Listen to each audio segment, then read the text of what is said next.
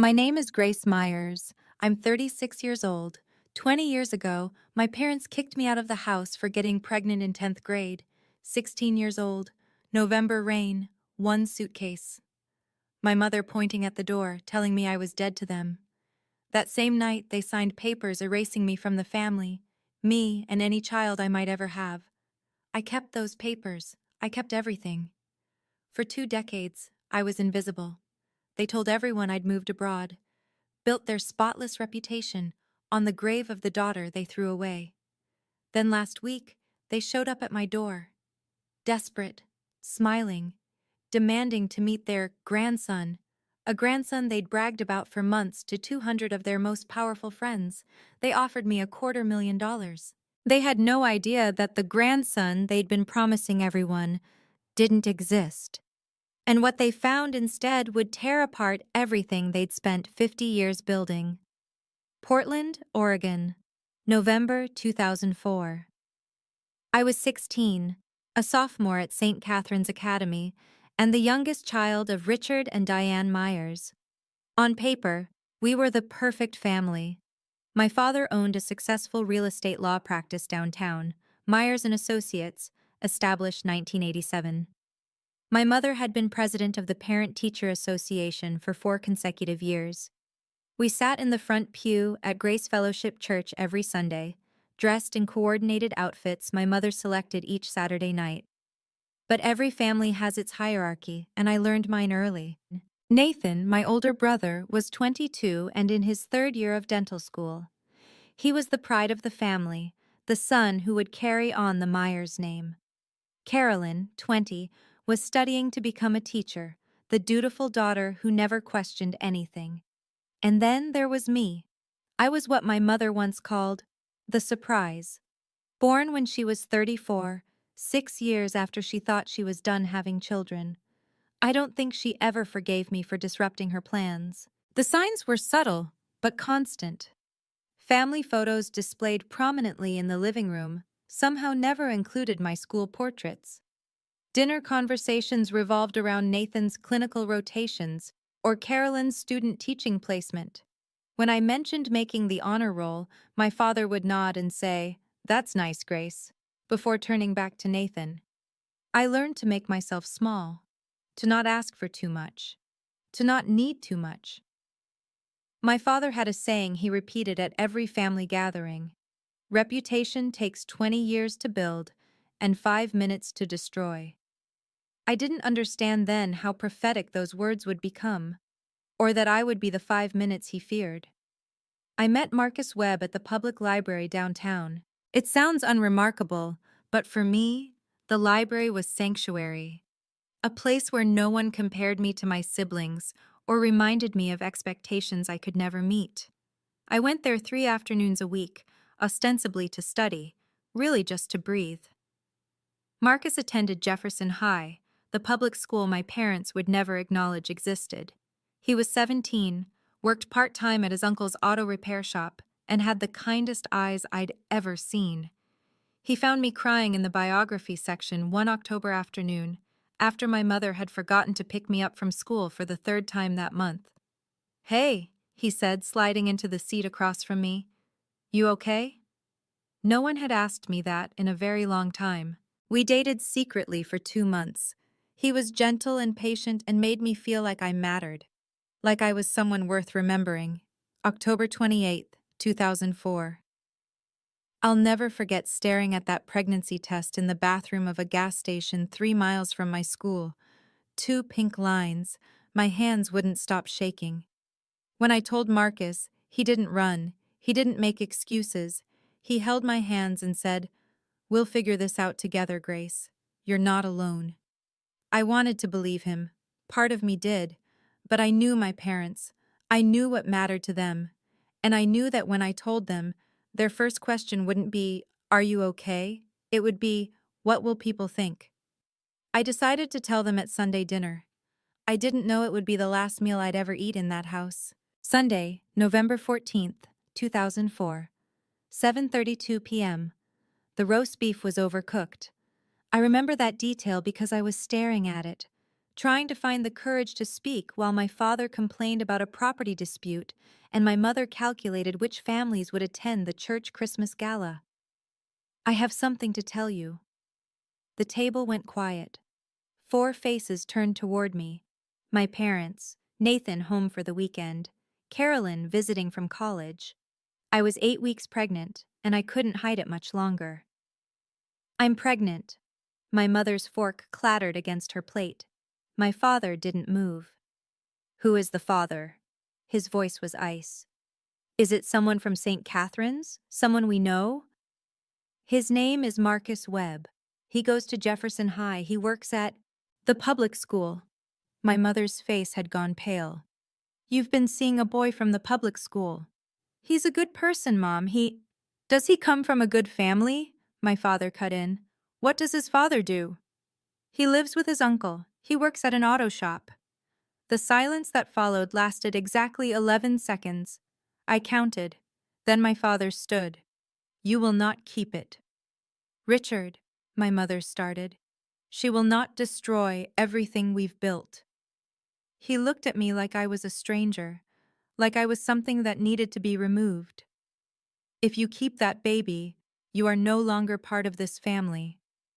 By 9:15 p.m., I was standing on the front porch with one suitcase, rain soaking through my sweater. My mother had opened the door and pointed outside. Not my father. My mother. Nathan and Carolyn watched from the upstairs window. Neither of them came down. I called Marcus from a payphone at the gas station on Mulberry Street. My hands were shaking so badly I could barely dial. He picked up on the second ring. Grace, what's wrong? They kicked me out. 20 minutes later, his uncle's truck pulled up to the gas station. Marcus jumped out before it fully stopped, wrapped me in his jacket, and held me while I sobbed against his chest. I've got you, he said. I've got you. We didn't have a plan. We had $300 between us, a truck with questionable brakes, and nowhere to go. That's when Margaret Torres saved my life. She was our neighbor, 3 houses down from the Myers residence, 62 years old, retired schoolteacher, the only person on our street who didn't treat my father like he owned the neighborhood. She'd seen me standing in the rain from her window. She'd watched long enough to understand. You can stay with me, she said when I knocked on her door at nearly 10 o'clock at night. As long as you need. 2 weeks. That's how long we stayed in Mrs. Torres's guest room before Marcus found us a studio apartment in Seattle, $425 a month, above a laundromat that smelled like bleach and secondhand hope. My parents had their lawyer draw up papers the night they threw me out. I know because my father mailed me a copy 3 days later. Certified mail, signature required, like I was a business transaction. The document stated that Grace Elizabeth Myers forfeited all inheritance rights, and the Myers family bore no legal or moral obligation to her or any child born to her. I kept that paper. I've kept it for 20 years. Lily Grace Myers Webb was born on July 6, 2005, at Harborview Medical Center in Seattle. 7 pounds, 4 ounces, 10 fingers, 10 toes. Her father's brown eyes and my stubborn chin. She came into the world screaming, and I thought, good, scream. Make them hear you. Don't ever let anyone make you small. The first 5 years were a blur of survival. Marcus worked double shifts at a repair shop in Ballard while I finished my GED, then started community college classes. 2 at a time, whatever I could manage around Lily's schedule.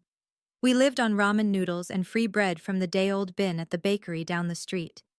I learned to sew patches onto patches, to make a dollar stretch until it begged for mercy. I sent my parents a birth announcement when Lily was born. No response. I sent a photo on her first birthday.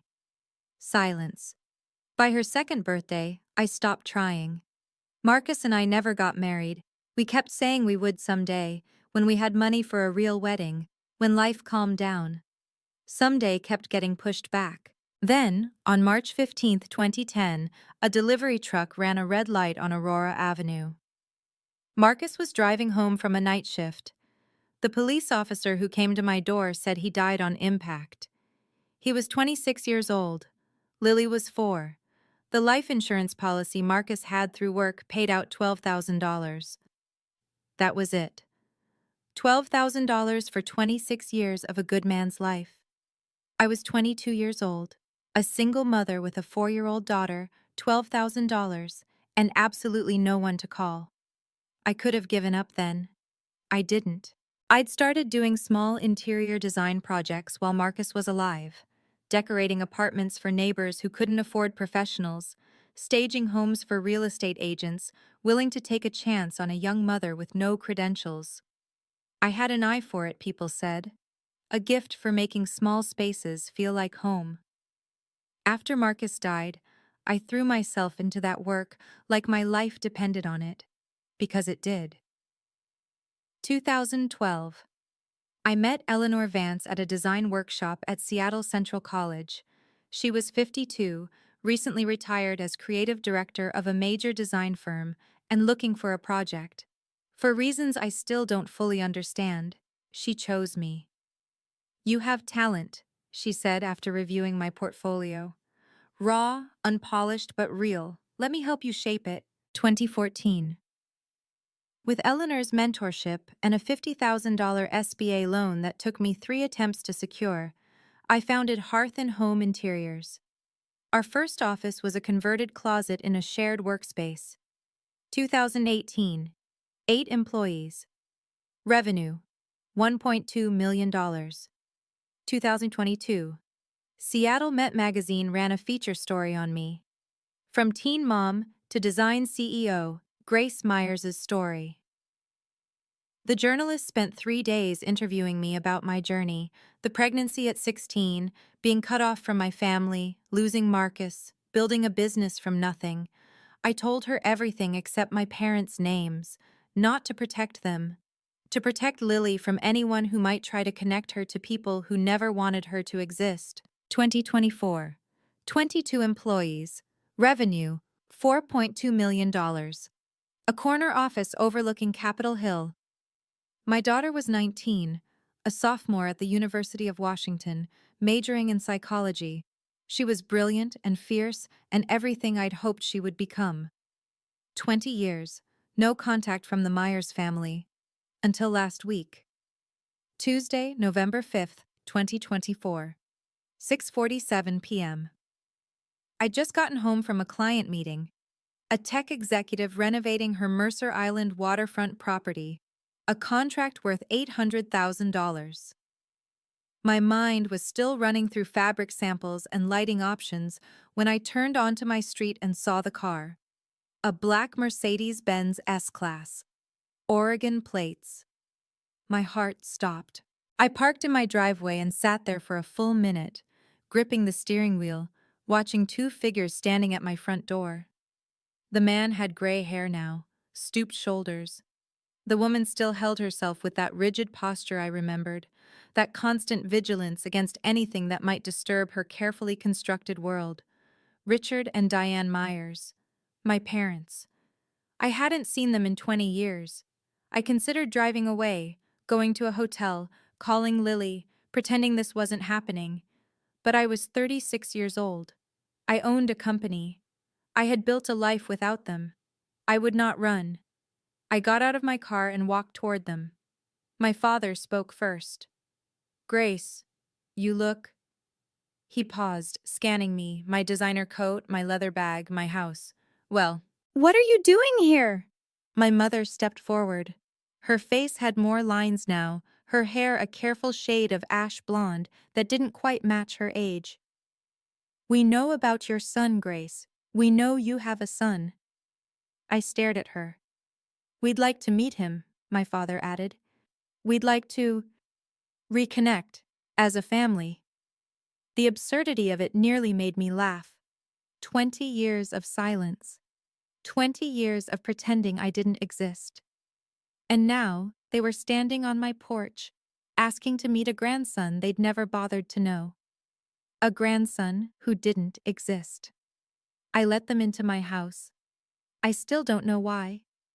Maybe I needed to hear what 20 years of silence had led to. My father sat in my living room like he was evaluating a property for purchase, assessing the hardwood floors, The custom built-in shelves, the original artwork on the walls. My mother perched on the edge of my sofa, hands folded, spine straight. "Your anniversary," I said. "That's why you're here." 50 years. My father almost smiled. November 15th. We're hosting a celebration at the Heathman Hotel. 200 guests. The mayor will be there, Pastor Harrison, the Rotary Club board. What does that have to do with me? My mother exchanged a glance with my father. There have been questions, Grace, about you, about what happened 20 years ago. People talk, my father added. Some people remember that we had a third child. They've asked where you are, what happened to you. We've always said you moved away, went abroad, but lately, questions have become more persistent. So you need me to make an appearance. Show everyone that the Myers family is whole and happy. We need your son. My mother's voice was firm. We've told people about him, about our grandson. He should be there, representing the next generation of the Myers family. The room went very still. Who told you I have a son? We read that article. My father waved his hand dismissively. The magazine piece. It mentioned your child, your successful business. You've done better than we expected, better than we expected. As if I'd been graded, as if my entire life was a test I might have failed. And if I refuse? My father's jaw tightened. Let's not make this difficult, Grace. My father reached into his leather briefcase and withdrew a blank check. The sight of it made my stomach turn.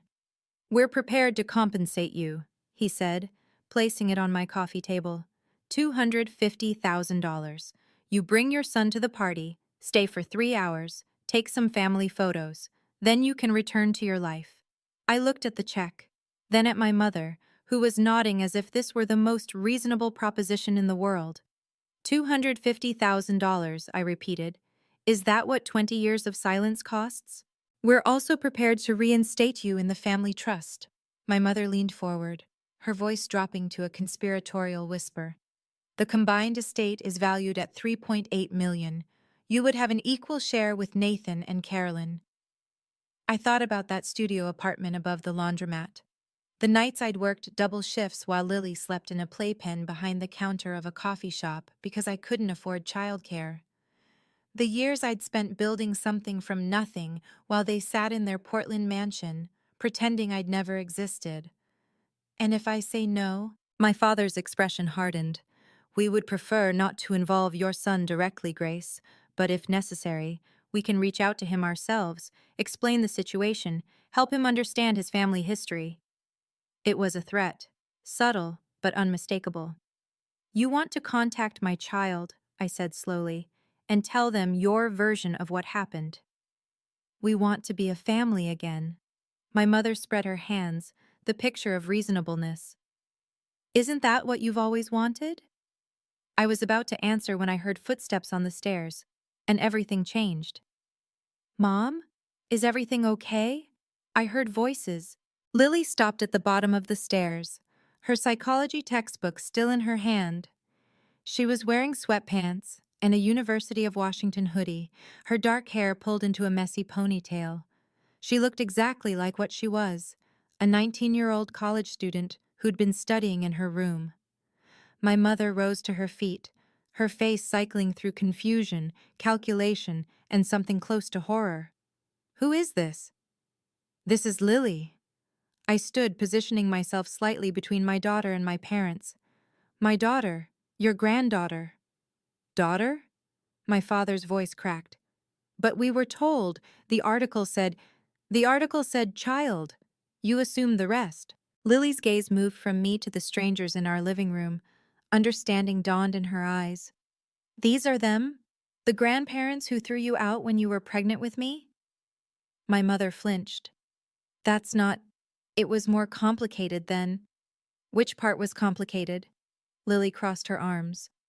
The part where you kicked a 16-year-old out in the rain?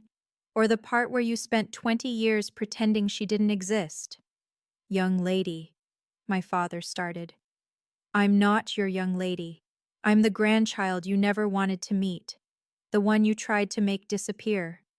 Lily's voice was steady, but I could see her hands trembling. I know everything.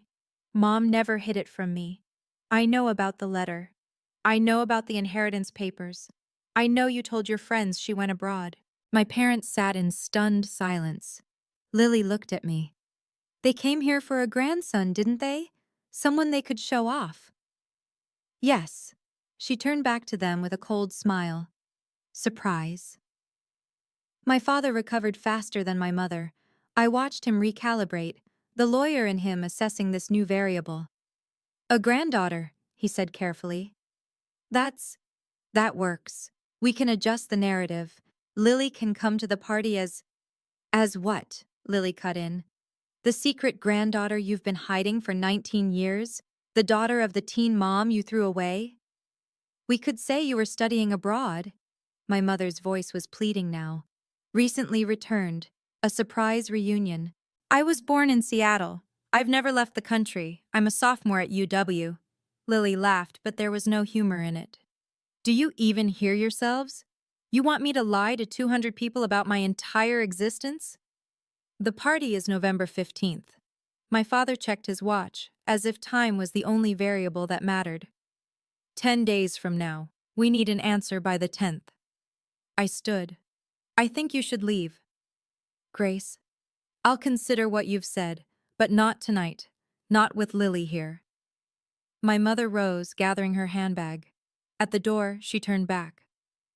This is an opportunity to heal, Grace. To put the past behind us. Don't let old wounds cost you your future. I watched them walk to their Mercedes. Watched my father help my mother into the passenger seat, the same way he had 1,000 times before, as if this were any ordinary evening. When the car disappeared around the corner, Lily spoke. You're not actually considering this, are you? I looked at my daughter, this fierce, brilliant young woman I'd raised alone. The person Richard and Diane Myers had tried to erase from existence before she was even born. No, I said, but I'm not done with them yet. Before we continue, let me ask you something. Have you ever stood where I stood that night, facing people who abandoned you, only to return when they needed something? I'd love to know what you would have done in my position.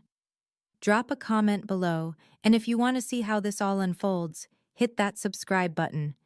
Because what happened next? Even I didn't see it coming. That night, after Lily went to bed, I pulled a fireproof lockbox from the back of my closet. I hadn't opened it in years. Inside were the documents of my erasure. The notarized letter of disinheritance, dated November 14th, 2004, signed by Richard Allen Myers and Diane Elizabeth Myers, witnessed by a notary named Harold Brennan. I remembered the day my father mailed it to me, certified mail, requiring my signature, as if he wanted to make sure I knew exactly how thorough he'd been.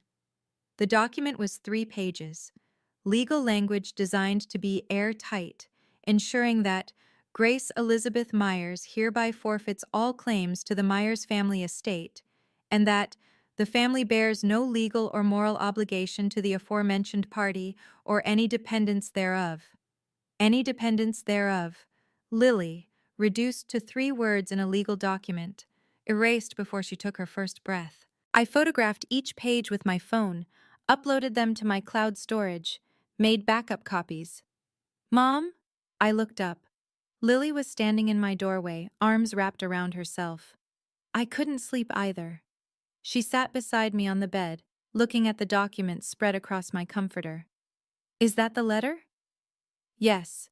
She picked up the first page, reading slowly. When she finished, her eyes were bright with tears she refused to let fall. They really did it, she whispered. They really just cut you out, like you were nothing. They did. What are you going to do with these? I looked at my daughter, at the evidence of 20 years of calculated cruelty laid out before us. I don't know yet, I admitted, but whatever I do, they won't be able to pretend anymore. Lily nodded slowly. I might have an idea. The next morning, I made a call I hadn't made in over a year. Margaret Torres answered on the 3rd ring. Grace, Is that you, sweetheart? Mrs. Torres. I smiled despite everything. I hope I'm not calling too early. At my age, early is relative. What's wrong? You sound like you've got weight on your shoulders. I told her about my parents' visit, about the grandson they'd invented, the anniversary party, the $250,000. When I finished, the line was quiet for a long moment. Those people, she finally said. 20 years, and they haven't changed one bit. Mrs. Torres, I need to ask you something. That night, November 14th, 2004, I remember it like it was yesterday. Her voice hardened. I watched from my window, saw you standing in the rain, that little suitcase at your feet, watched your parents' car drive away. I should have come out sooner. I've regretted that every day since. Do you still have your security camera footage from back then? A pause. You know, I never delete anything. Old teacher's habit. Document everything. Let me check my files. 20 minutes later, my phone buzzed with an email. A grainy but unmistakable image. A 16-year-old girl standing on a porch in the rain, 9:17 p.m., November 14th, 2004. The timestamp was visible in the corner. The address, my parents' house, was partially visible in the frame. That's you, Mrs. Torres said when I called her back. That's the night they threw you away. Would you be willing to verify this? Officially, if needed? Honey, I've been waiting 20 years for someone to ask. Her voice was fierce. Whatever you need, I'm there. I thanked her and hung up. 2 pieces of evidence, 2 witnesses. Now I needed a plan. I spent that evening rereading my own story. The Seattle Met article was still available online, shared over 12,000 times since it was published in March 2022. The journalist, Rebecca Huang, had titled it, From Teen Mom to Design CEO, Grace Myers' Story. 2,500 words about loss, resilience, and building something from the ruins of everything you thought you knew. I'd been careful in that interview. I'd told the truth but not the whole truth. I mentioned being estranged from my family without naming names or cities. I talked about becoming a mother at 17 without identifying the parents who'd cast me out. Not to protect them. To protect Lily from strangers making connections, asking questions, dredging up pain that didn't belong to them. Now I scrolled through the comments, thousands of them.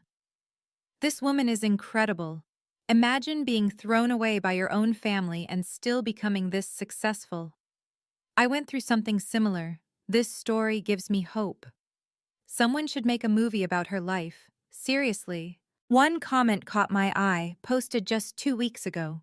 Does anyone know if she's related to the Myers family in Portland? The law firm people? Someone in my church mentioned it, and now I'm curious. So that's how my parents found out. My phone rang. Eleanor Vance. Grace, I heard through the grapevine that your parents materialized after 2 decades of radio silence. I laughed despite myself. News travels fast. This is Seattle. Everything travels fast. Her voice softened. What do you need? I don't know yet. Advice, maybe? Perspective. What I know, Eleanor said, is that you've spent 20 years proving who you are without them. Don't let 3 hours at their party undo that. She was right. But I was already thinking bigger than 3 hours. Thursday, November 7th, 2024. 3:42 p.m. My phone showed an Oregon area code I didn't recognize. I almost let it go to voicemail. Grace, it's Nathan. I hadn't heard my brother's voice in 20 years. It was deeper now, weathered. The voice of a man in his 40s instead of the 22-year-old who'd watched from an upstairs window while I stood in the rain. Nathan, I know I have no right to call. I know you have no reason to talk to me. He exhaled shakily. But I need you to know some things before whatever happens next. Then talk. The grandson story. The whole thing about you having a son. That came from Mom. She read the Seattle Met article 2 years ago but didn't read it carefully. Just saw child and successful business, and constructed this whole narrative about you having a boy who was some kind of entrepreneur. She invented a grandson. She told her church friends, her Rotary friends, built an entire story about this brilliant young man continuing the Myers legacy. Nathan's voice cracked. Dad went along with it. They've been dining out on your imaginary son for months. I closed my eyes. Even now, even after everything, my parents' capacity for delusion still stunned me. Why are you telling me this? Because I was a coward, Grace. 20 years ago, I should have come downstairs. I should have said something. I should have. He stopped, breathing hard. Carolyn and I have talked about it. For years. We were wrong. We've always been wrong. And now? Now I want to make it right, whatever that looks like. Nathan paused. The anniversary party. Carolyn and I will be there. If you decide to come, you won't be alone. I didn't know what to say to that. Nathan talked for another hour. He told me about the unwritten rules of being a Myers child, the expectations, the constant performance, the way our parents wielded approval like a weapon, granting it to those who complied and withdrawing it from anyone who stepped out of line. Carolyn has 2 kids, he said. 8 and 11. She's terrified of them growing up the way we did, walking on eggshells, never knowing if they're good enough. Why didn't you ever reach out? In 20 years? Long pause. I almost did. 5 years ago. I had your number, found it through the business website, dialed it at least a dozen times. His voice dropped. And every time, I hung up before it connected, because I knew that if I talked to you, I'd have to admit what I let happen. And I wasn't ready. What changed? Seeing them show up at your door demanding a grandson that doesn't exist, watching them try to buy you like you're a prop for their anniversary photo. Nathan exhaled. It made me realize, if I don't say something now, I never will, and I'll spend the rest of my life knowing I failed you twice. I thought about the brother I remembered, the one who played board games with me when our parents were at their charity galas, the one who taught me to ride a bike in the backyard. There's something you should know, Nathan added.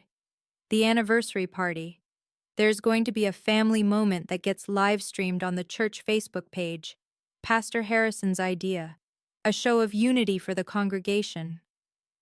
A live stream, 200 witnesses in person, and who knew how many more watching online. Thank you for telling me, Nathan. What are you going to do? I'm not sure yet, but I'm starting to see it clearly. Friday, November 8th, 2024, 10:14 a.m. My father called directly this time. No preamble. Grace, we're running out of time. The party is in 1 week. $250,000, full reinstatement in the family trust. Final offer. I've been talking to Nathan. Silence. He told me about the grandson story you've been telling people. The one you made up based on an article you didn't bother to read carefully. That's not... We may have embellished slightly. You invented an entire person. You've been telling your friends about your successful grandson for months. A grandson that doesn't exist. Grace. My father's voice hardened. I don't appreciate your tone. After everything we're offering. What exactly are you offering?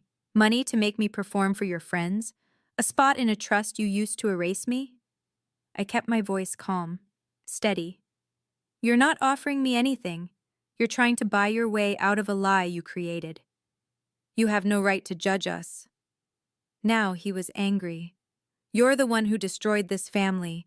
You're the one who brought shame. I was 16 years old. I was pregnant and scared, and I needed my parents. My grip tightened on the phone. And you threw me out like garbage and spent 20 years pretending I died. If you don't come to this party, Grace, you will never have another opportunity to be part of this family. You said that 20 years ago. And you know what? I built a better life without you than I ever would have had with you. We'll see about that. He hung up. I sat in my office, heart pounding, mind racing. 1 week, 200 guests, 1 live stream. It was time to stop letting them control the narrative. That evening, I sat at my dining table with Lily and Eleanor. They want a performance, Eleanor said, swirling her wine.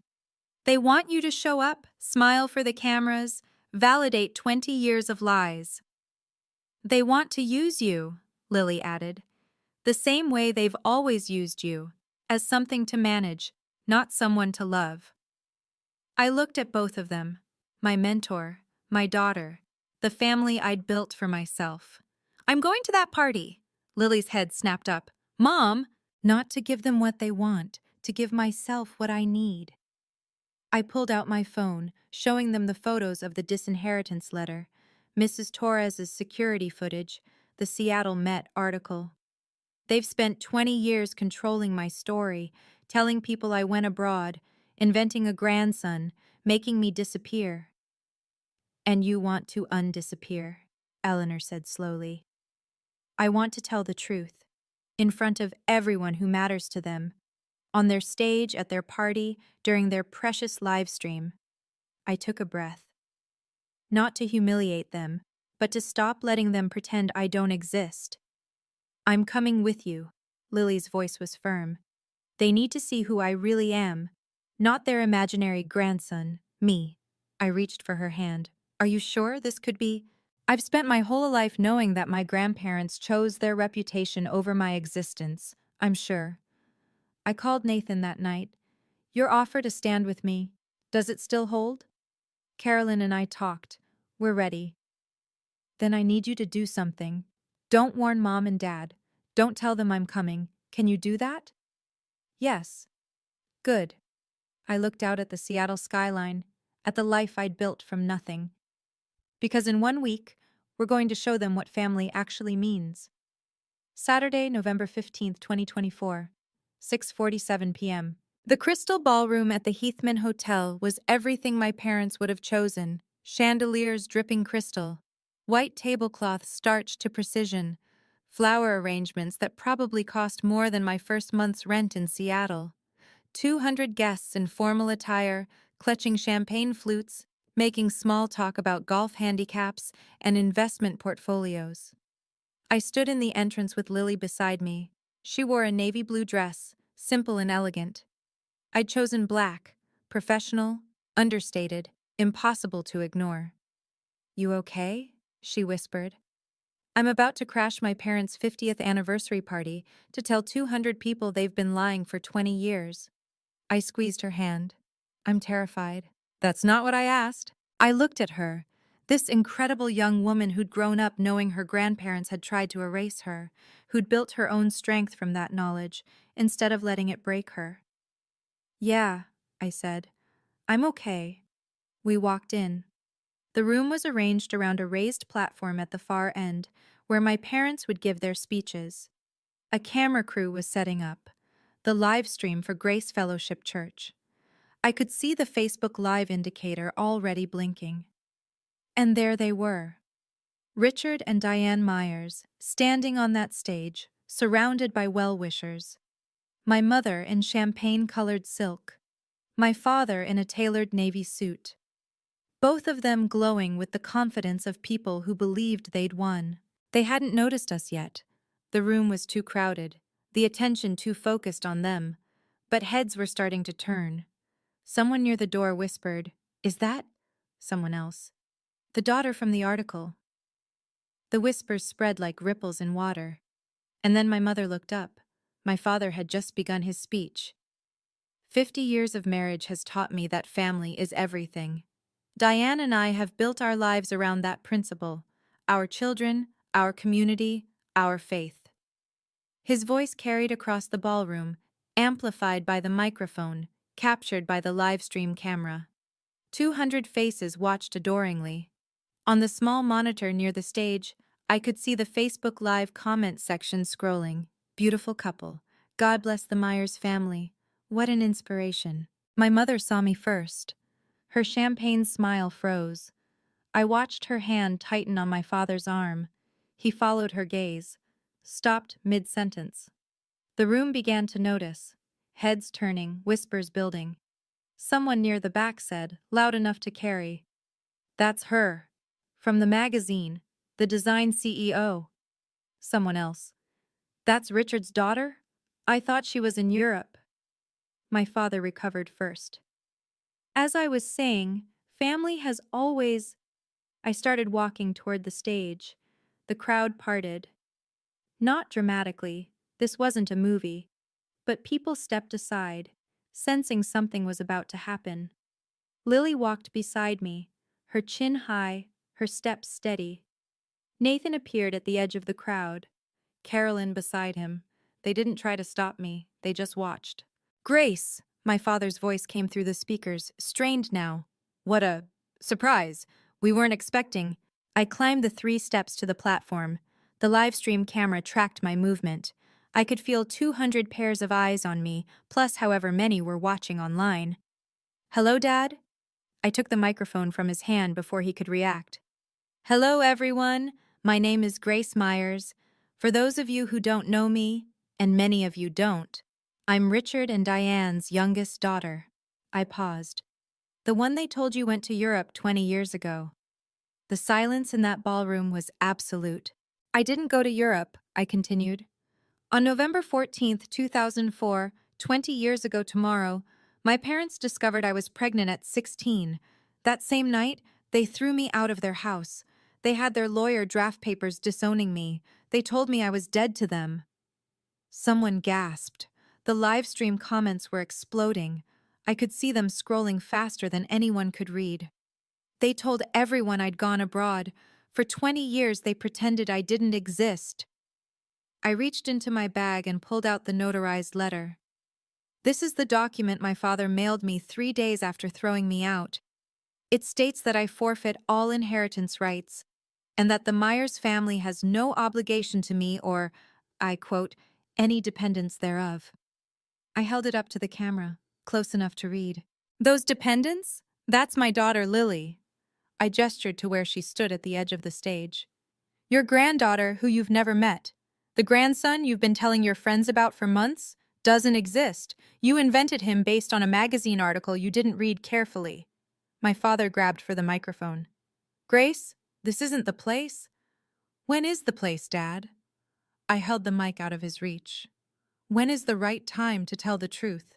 You came to my house last week offering me $250,000 to parade a fictional grandson at this party.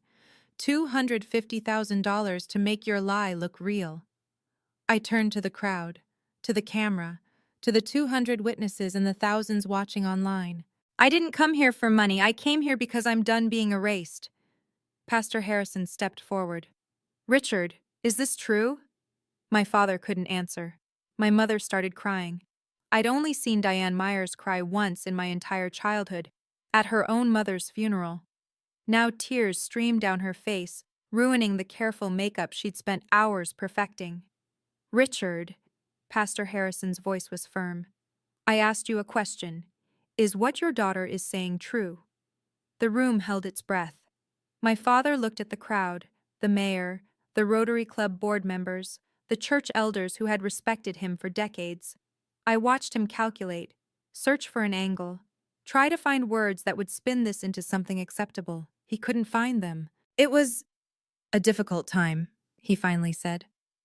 We made decisions that... You threw me out because I was pregnant. My voice stayed calm. Because your reputation mattered more than your child. Nathan stepped onto the stage, then Carolyn. They stood beside me, not touching, but present. She's telling the truth, Nathan said, his voice carrying through the room. Carolyn and I were there that night. We watched from the window while our parents put our 16-year-old sister out in the rain. We never said anything. That was our failure. The whispers became a roar. I could see people pulling out phones, texting, recording. The mayor, Harold Simmons, was already moving toward the exit. Mrs. Torres, I said, pointing to a gray-haired woman in the back row who had flown in from Portland that morning. Our neighbor from 20 years ago. She saw everything. She has photos, timestamps. Maggie Torres stood, her chin lifted. I watched that child stand in the rain for 10 minutes before she walked away. I gave her a place to sleep. The Myers family never once asked where she went. The livestream comments exploded. This is insane. Those poor girls. Someone call the news. Can you imagine standing where my parents stood in that moment? Everything they'd built, 50 years of reputation, the respect of their community, the image they'd polished so carefully, crumbling in 3 minutes of truth. Hit that like button if you think they deserved it. And keep watching, because what happened next surprised even me. I handed the microphone back to my father. He took it reflexively, like a man in shock. "I didn't come here to destroy you," I said, quietly enough that only those on stage could hear. "I came here to stop being invisible." Then I turned back to the crowd and raised my voice.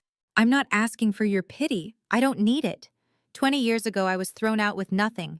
Today, I own a design company in Seattle with 22 employees and over $4 million in annual revenue. My daughter is a sophomore at the University of Washington. We built our lives without the Myers family's help." I looked directly at the camera. "I'm not here for revenge. I'm here because my parents tried to buy my silence last week. $250,000 to pretend their lies were true. I'm here because they deserve to face the consequences of what they did. Not in private. In front of the community they value more than their own children." Lily climbed onto the stage and took my hand. "I'm Lily," she said into the microphone, "the granddaughter they never wanted. I'm 19 years old. I've known my whole life that my grandparents chose their reputation over my mother, and by extension, over me." She looked at Richard and Diane. "You could have known me. You could have watched me grow up. You could have been at my birthday parties, my school plays, my high school graduation." Her voice cracked. "You chose not to, and now you don't get to pretend that was ever our fault." Lily handed back the microphone and walked off the stage. I followed her. Behind us, the crystal ballroom erupted into chaos. At the ballroom door, I turned back one last time. "One more thing." My voice cut through the chaos. "I'm not going to sue you. I'm not going to contest the will or demand money. The disinheritance papers you signed 20 years ago, I'm keeping them as a reminder of who you really are, not as a weapon." Richard looked up, something like confusion crossing his face. He'd expected a battle, a lawsuit, demands. "But understand this. If you ever spread lies about me or my daughter again, if you ever try to contact Lily without her consent, or spin some new story about us for your friends, I will make every document I have public. I have the disinheritance letter. I have time-stamped photos. I have witnesses." I nodded toward Mrs. Torres. "And now I have 200 witnesses to this conversation." Eleanor Vance appeared at my elbow. "Ready?" "Yes." As we walked through the doors, I heard Pastor Harrison's voice. "Richard, Diane, I think we need to talk. Privately. Tonight." Lily squeezed my hand as we stepped into the November evening. The air was cold and clean, and for the first time in 20 years, I felt like I could breathe. "Mom," her voice was small, "did we do the right thing?" I thought about 16-year-old Grace, standing in the rain with a suitcase and a baby she hadn't planned for. I thought about all the years of building, surviving, fighting to become someone worth being. "We told the truth," I said. "We set a boundary. We let them face the consequences of their own choices." I pulled her into a hug. "That's not revenge. That's justice." "What happens now?" I looked up at the night sky. "Now we go home." The fallout began within hours. By midnight, the livestream clip had been shared 847 times. By morning, that number had tripled. Someone had titled it, "Woman Exposes Parents' 20-Year Lie at Their Anniversary Party," and uploaded it to YouTube, where it accumulated 40,000 views in the first 24 hours. 47 guests left the party within 30 minutes of my departure. I learned this from Nathan, who called me Sunday morning with a full report. Mayor Simmons walked out without saying goodbye to Dad. Mrs. Patterson from the church board followed him. The Hendersons, you remember them, they own the chain of auto dealerships. They actually apologized to me on their way out. Apologized? For never asking where you were. For just accepting the story. Sunday afternoon, a short item appeared in the Portland Herald. Local attorney's anniversary gala ends in family revelation. The article was carefully neutral, but the comments section was not. I went to church with these people. I had no idea. Richard Myers drew up my will. What kind of man throws out his own child? Anyone who watched that live stream will never see that family the same way. By Monday, Richard had resigned his position as elder at Grace Fellowship Church. For personal reasons, the church bulletin stated. But everyone knew. By Wednesday, the Rotary Club board announced they would be reviewing membership criteria at their next meeting. Richard's name was specifically mentioned. And through it all, I was in Seattle, answering emails from potential clients. 7 new inquiries came in that week. People who'd seen the Seattle Met article 2 years ago and had just connected it to the viral video. Some fallouts destroy, others clarify. Mine did both. The following Thursday, a reporter from Seattle Met called. Rebecca Huang, the same journalist who'd written my profile 2 years earlier. Grace, I don't know if you've seen, but your video is everywhere. We'd love to do a follow-up piece, the CEO who confronted her past. What do you think? I thought about it. Let me get back to you. Of course, just know, the response has been overwhelming. People are connecting with your story, a lot of them have similar experiences. She wasn't wrong. My company's general inbox was flooded with messages. Not about design, about family, about being cut off, about spending years feeling invisible and finally finding the courage to speak. Your video made me call my brother for the first time in 12 years. I'm a teen mom too. You gave me hope. Thank you for showing that success is the best response to people who tried to destroy you.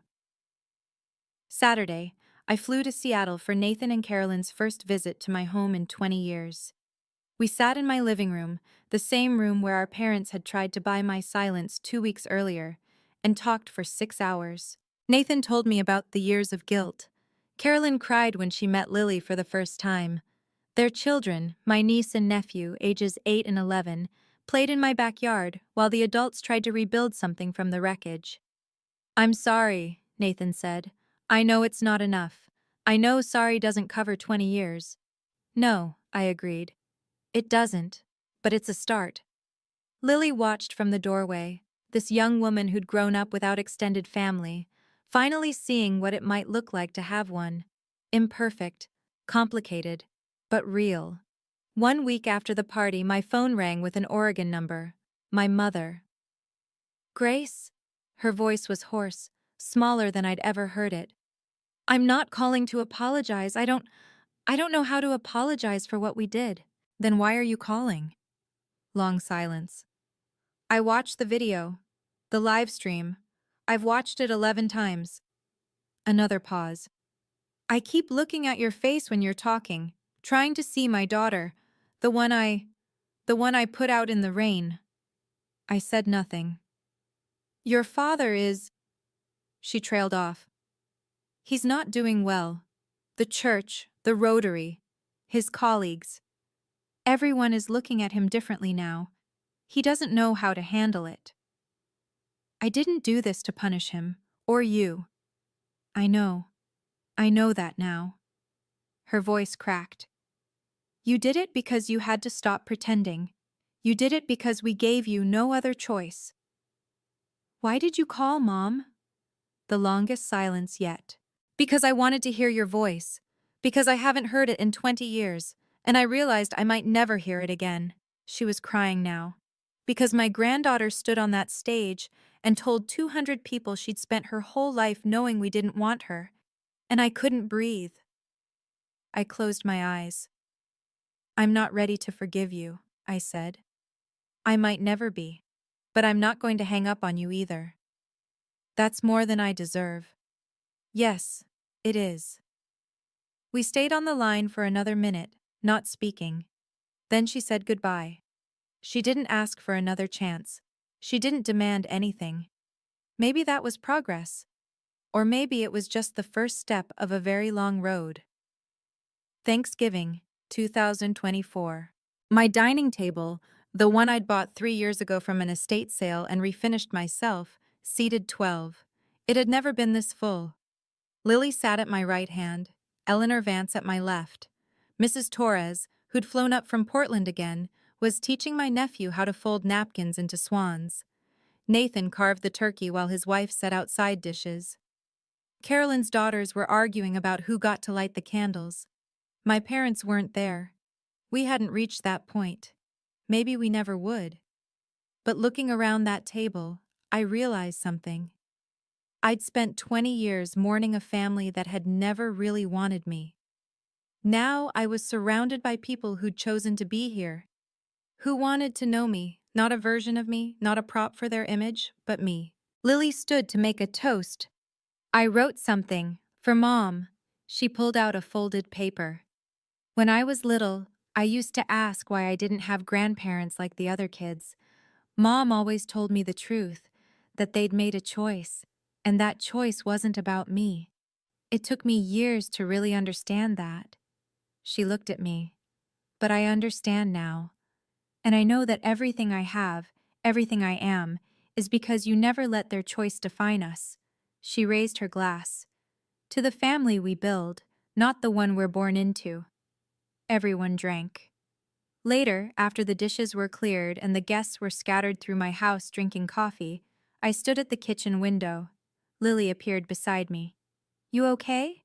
I looked at my daughter, at this life I'd assembled from the ruins of everything I thought I'd lost. "Yeah," I said. "I really am." If you're still listening, let me leave you with this. 20 years ago, I was a scared 16-year-old standing in the rain, watching my parents' taillights disappear down the street. I thought my life was over. I thought I had nothing left. I was wrong. I had Marcus for as long as I could have him. I had Mrs. Torres, who opened her door when she didn't have to. I had Eleanor, who saw potential in a young mother with nothing but determination. I had Lily, who grew up knowing the truth and chose to be fierce instead of bitter. And eventually, I had myself. The version of me who stopped asking for permission to exist. If you're in a situation where your family makes you feel like you need to shrink yourself to be acceptable, like your worth depends on their approval, I understand. I've been there. But here's what I know now.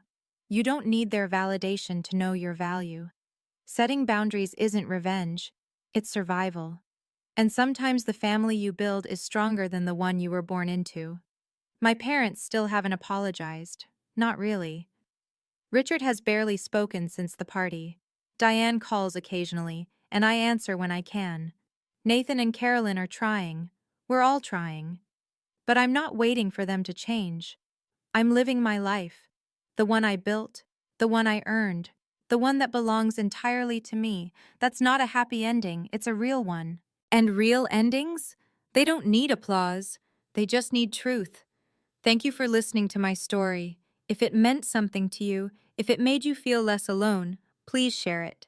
Like, subscribe, and check the description for more stories like this one. Because everyone deserves to be seen, even the ones they tried to make invisible.